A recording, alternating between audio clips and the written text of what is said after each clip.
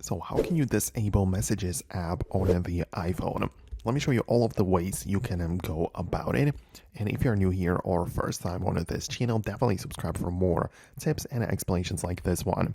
So of course, if you are on the home screen, you can hold it down on the app and you don't have the ability to delete it like all of the third-party apps, but you can at least remove it from the home screen. So it's going to be hidden away in the app library and you will not see it really anymore.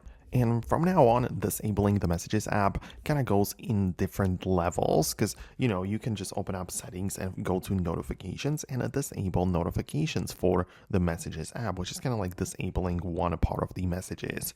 So then outside of that, what you could also do is go to the apps section at the bottom and find messages from the list of apps.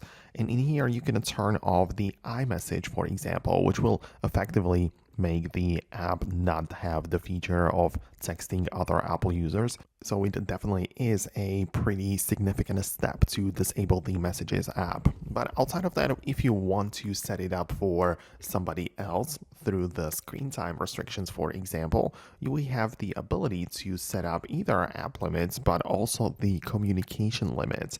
So you can get inside in here and you essentially allow communication or don't allow with the contacts only or contacts and groups with at least one contact or everyone, right? So you can kind of separate the people which the phone can message to and which it cannot, right? So that would be technically also disabling the Messages app, but through a different approach in a completely different way.